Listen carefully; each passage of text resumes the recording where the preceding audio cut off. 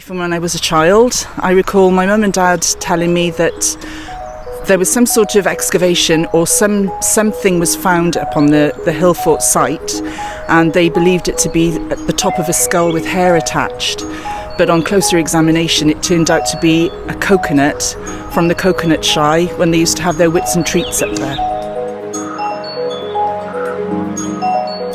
CAER as a community inspires me because despite a number of challenges that people face here, it's full of goodwill and community spirit and energy and creativity and a desire to build a better future together. And that makes it quite an inspiring place to be and to live and to bring your kids up and also to be a community worker. So I'm really inspired by the people and by their tenacity and resilience and positivity.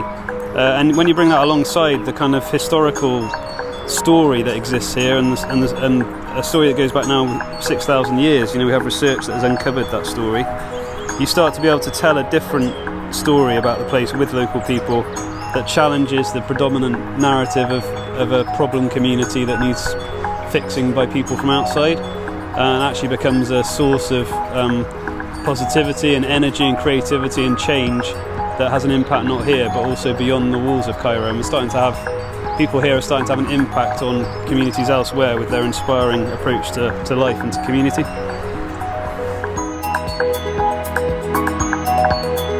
But for me, having the Hillfort is just this sense of continuity. It's something that has been with us for millennia, and no matter what happens in the world or in Caerau, it's always going to be there. Okay, my name's Tania and I belong to the new Heritage Centre here, plus I live at the community side of Hillford, and we do a lot of woodworking and craft working, clay, and we're actually working with park rangers at the moment, putting plaques on trees so people can have a nice walk and have a nice display and going to the church. Hi, my name is Alice. I'm a volunteer here as well. I do a lot for the community as well as the children and the adults. We've made a lovely brand new park with our designs, and we've got more designs going in through the woods, as well as helping a park ranger. We're going to have pathways so it's safe for people to walk, and we're also doing gardening outside the new centre for people in wheelchairs, normal people, so it's safe so they can come and see the new pond, the trees and the flowers. And I love being here.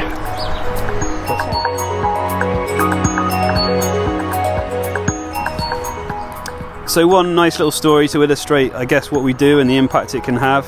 It's probably my favourite story associated with our work over the years, and it happened at one of our annual archaeological excavations at the top of the Hillfort. And we had, in our excavations, we involved local schools and adults as full participants in archaeological activity.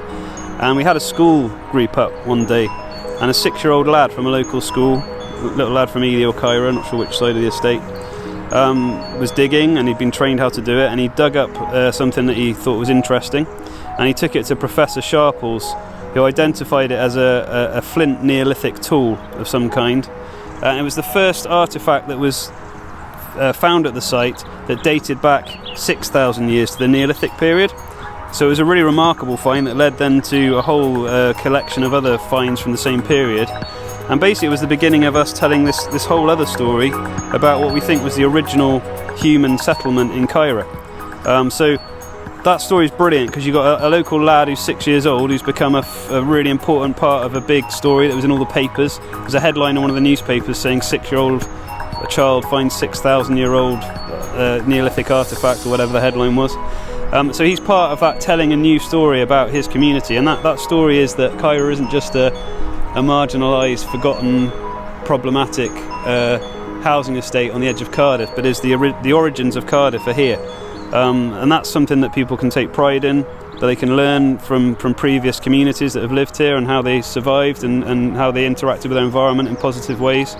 And we can use it to tell a whole new story about our community that challenges some of the negative stereotypes and stigma.